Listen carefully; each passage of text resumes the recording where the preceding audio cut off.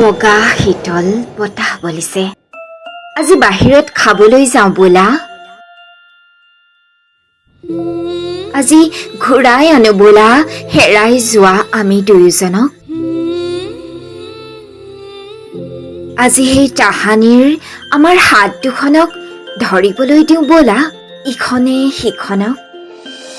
বগা শীতল বতাহ বলিছে। আজি বাহিৰত খাবলৈ যাওঁ ব'লা।